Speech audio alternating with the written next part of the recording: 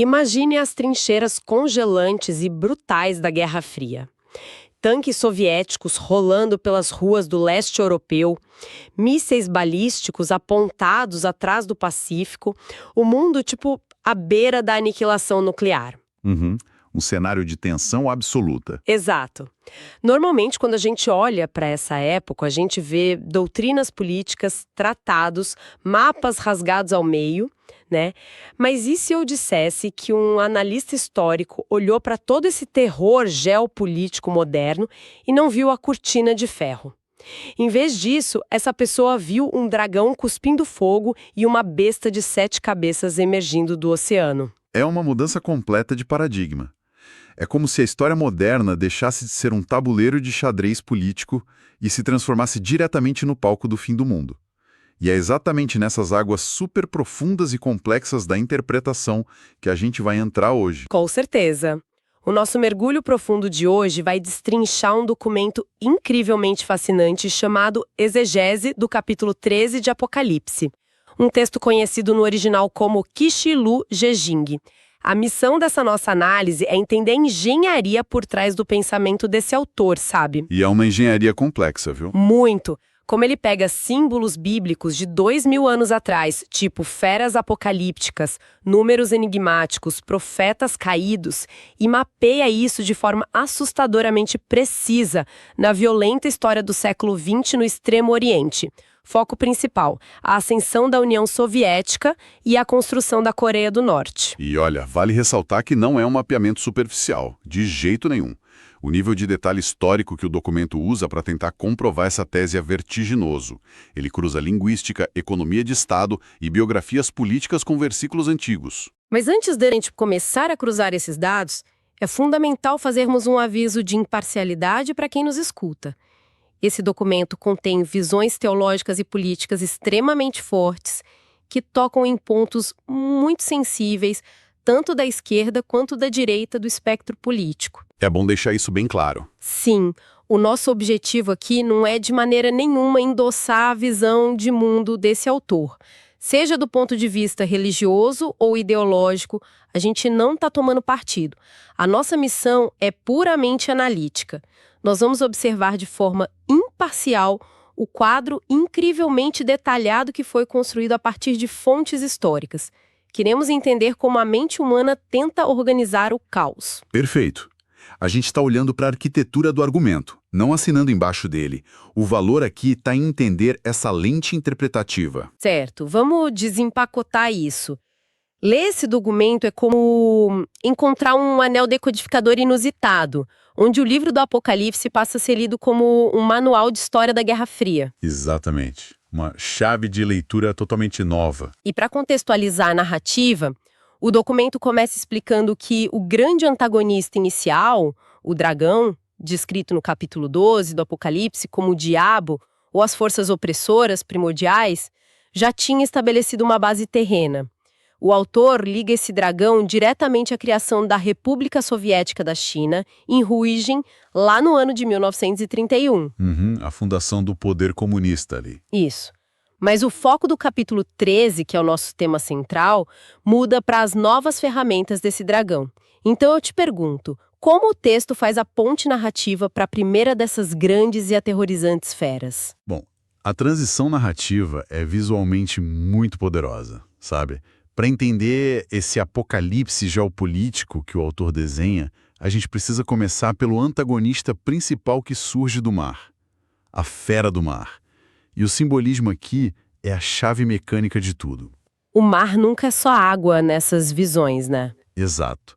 Na tradição milenar do Oriente Próximo, o mar representa o caos, a humanidade desordenada e, principalmente, o mundo secular e as nações sem Deus. É daí que emerge essa primeira criatura. E o texto original não economiza na monstruosidade, diga-se de passagem. O documento detalha uma fera com 7 cabeças e 10 chifres, uma espécie de aberração que mistura características de leopardo, urso e leão. Sim, e o autor argumenta que essas características não são aleatórias, de forma alguma. Elas representam os antigos impérios babilônicos e persas. O documento interpreta essa fera do mar como sendo a própria União Soviética. O Estado marítimo no sentido de ser absoluta e puramente secular, recebendo o seu poder diretamente do dragão. Entendi. Mas o que realmente me chamou a atenção no documento é aquele detalhe sobre uma ferida mortal. Ah, a ferida que foi curada? Isso é central para o argumento dele. Sim, o texto bíblico diz que uma das cabeças dessa besta parecia ter sofrido um golpe letal e então essa ferida é curada. Como o autor mapeia isso para a cronologia do Estado soviético? Ele mapeia isso perfeitamente para a devastação aniquiladora que a União Soviética sofreu na Segunda Guerra Mundial. Quando a gente olha para a história, a escala dessa dor é quase indescritível. Estamos falando de 27 milhões de cidadãos soviéticos mortos. 27 milhões? É um número impensável. É assustador. Cidades inteiras como Stalingrado e Leningrado foram reduzidas a cinzas e escombros. Para qualquer observador da época, aquilo era de fato uma ferida mortal. O país deveria ter colapsado. Era o fim lógico para aquela nação, o que justifica a surpresa da cura milagrosa no texto. Exatamente. A ressurreição geopolítica que ocorre logo depois é assustadora. A URSS não apenas sobrevive, mas se ergue como uma superpotência global e nuclear. Ela lidera o Pacto de Varsóvia, expande seu território furiosamente. O autor olha para isso e diz, olha aí a ferida mortal que foi curada. Aqui é que a coisa fica realmente interessante. Mas espere, o texto diz que o mundo inteiro se maravilhou e seguiu essa fera de forma voluntária. Como o documento explica que tantas pessoas adorariam o regime totalitário? O que é fascinante aqui é a compreensão do autor sobre a sedução ideológica. O documento argumenta que a URSS ofereceu uma segunda possibilidade existencial ao mundo, além do capitalismo. Eles vendiam uma utopia, né? Exato. Ela seduziu as massas ao prometer um paraíso utópico na Terra, alcançável agora mesmo, e uma industrialização rápida. O grande exemplo que o texto traz são os 156 projetos colossais de infraestrutura que os soviéticos implementaram na China. Nossa, para uma sociedade rural, ver fábricas e hidrelétricas surgindo do nada devia parecer magia mesmo. Parecia milagre. E era uma forma de escapar do julgamento divino, construindo a salvação com as próprias mãos da humanidade, guiadas pelo Estado. Para aqueles cujos nomes, como o texto diz, não estão no livro da vida, essa utopia era simplesmente irresistível. Faz todo sentido dentro da lógica dele.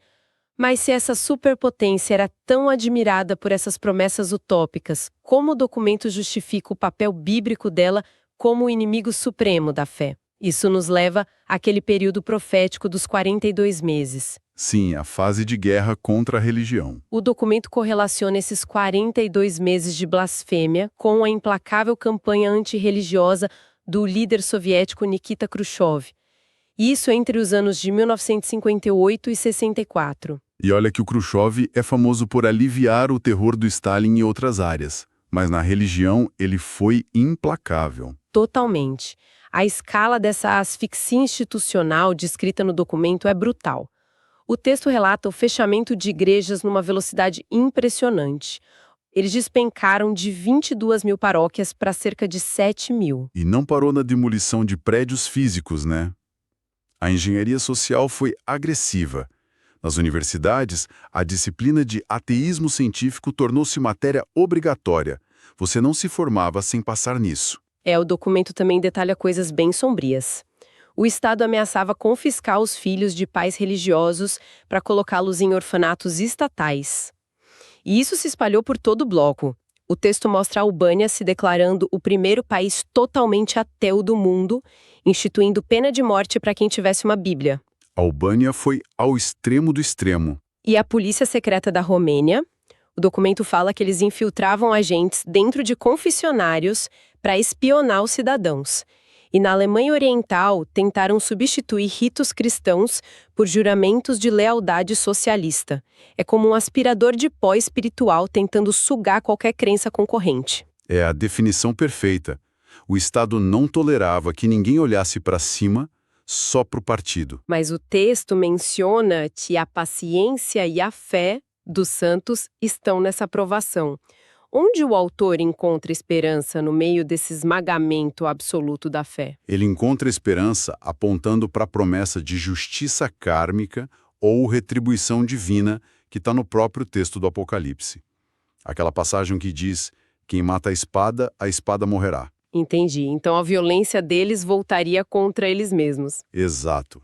Ele explica que o autor não vê esses regimes como todo-poderosos, mas como ferramentas temporárias que Deus permitiu para disciplinar a igreja. O tempo deles, esses 42 meses, tem um fim rigidamente decretado. Tem um cronômetro cósmico rolando. Há um limite para o terror, certo? E enquanto essa fera do mar consolidava seu poder na Europa e operava esse maquinário estatal violento, o texto introduz uma segunda criatura para atuar no Extremo Oriente, a fera da terra. Isso. A primeira besta age com o poder do estado secular bruto. A segunda criatura age como um falso profeta. E a descrição dela é muito peculiar. A fera da terra tem chifres de cordeiro, mas fala como dragão. Uma dualidade total. O cordeiro no contexto cristão é Jesus, a pureza, a mansidão. O dragão é a opressão demoníaca. E o documento decodifica essa figura brilhantemente como sendo Kim Il-sung, o fundador da Coreia do Norte. Os detalhes biográficos que o autor levanta sobre o Kim Il-sung são impressionantes. Eu fiquei chocada. O documento lembra que ele cresceu em Pyongyang, que na época era tão cristã que era conhecida como a Jerusalém do Oriente. Pouca gente sabe disso hoje em dia. E ele vinha de uma família cristã devota. O avô dele era pastor presbiteriano e a mãe dele, olha isso, foi batizada com o nome que significa Pedro, ou Rocha, uma linhagem cristã puríssima. E aí vem a corrupção da figura.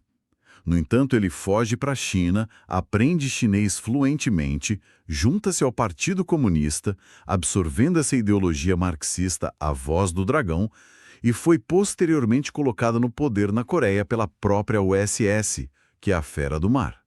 Então, o que tudo isso significa? O autor está nos dizendo que o arquiteto do regime mais opressor do mundo moderno foi, na verdade, criado na igreja? Isso é uma reviravolta gigantesca. Se conectarmos isso ao panorama geral, faz todo sentido estratégico. Ele explica que o Kim pegou emprestado o vocabulário e o formato de reverência da religião da sua infância para construir a ideologia Juches. Ele hackeou a religião, né? Exatamente isso. Ele assumiu a aparência de um cordeiro, com esse tom religioso de falso profeta, mas usou o poder brutal e a linguagem ideológica do dragão e da fera do mar para criar um culto à personalidade. Ele substituiu Deus por ele mesmo, o que nos leva a um problema prático para um regime desses. Um falso profeta exige milagres para manter a população maravilhada e aterrorizada. Como um país tecnologicamente tão atrasado como a Coreia do Norte realiza milagres bíblicos? É aí que o autor cruza as manchetes modernas com a profecia antiga. O documento interpreta a profecia de fazer descer fogo do céu como sendo o programa de mísseis da Coreia do Norte. Nossa, o fogo do céu são os mísseis. Que sacada. A evolução tecnológica que o documento traça é super detalhada. Começa com eles fazendo engenharia reversa de mísseis Scud-B egípcios lá nos anos 70. Passa por aquele momento tenso quando o míssil Taepodong sobrevoou o Japão causando pânico, até chegarmos aos modernos mísseis balísticos intercontinentais, os ICBMs de combustível sólido. De engenharia reversa rudimentar para mísseis que podem cruzar continentes. Para uma população faminta e isolada, ver uma coluna de fogo rasgando o céu a mando do seu líder deve parecer mágica pura. Com certeza. Esse milagre tecnológico valida a imagem da fera na mente do povo. E isso prepara o terreno para a gente falar do enigma mais famoso de todos. Finalmente chegamos ao 666. O famoso 666. O documento explica que na profecia apenas quem tem a marca pode comprar e vender, ou seja, sobreviver economicamente. E ele decodifica isso dizendo que ter a marca é ser membro do partido ou aceitar a ideologia Juche. Mas como ele chega no número em si? Através de antigas referências bíblicas, o autor mapeia o 666 como significando peso de ouro, baseado no tributo do rei Salomão, e descendentes, baseado em outro censo do Antigo Testamento. Tá, ouro e descendentes. Isso.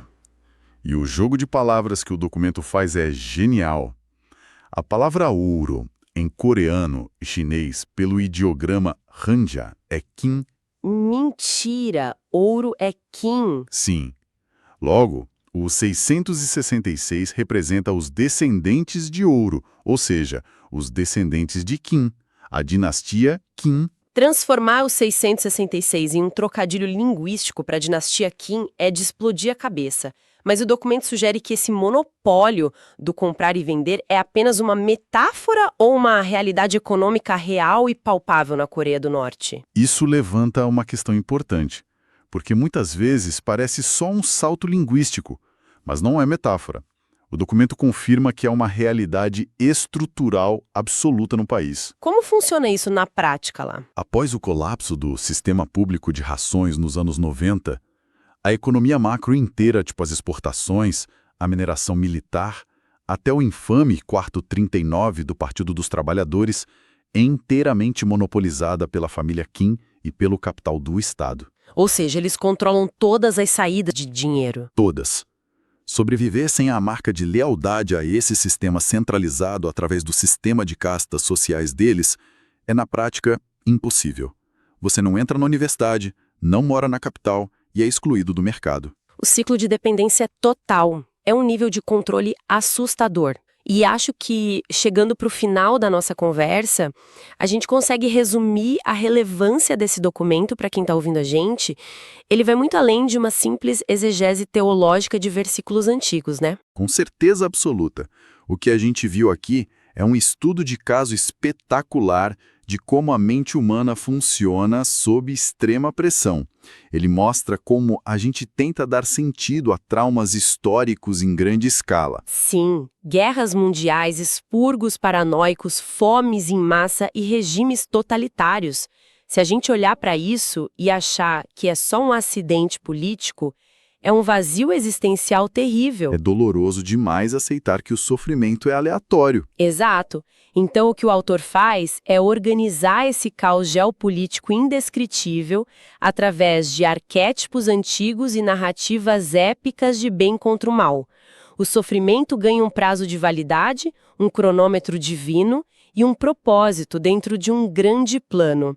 E isso me deixa com um pensamento final super provocativo para a nossa audiência. Manda ver, tô curioso. Uma reflexão que não está no documento, mas que a nossa análise deixou no ar, a gente viu como esse autor conseguiu encaixar os eventos históricos brutais da Guerra Fria de maneira tão assombrosamente precisa em textos apocalípticos milenares, né?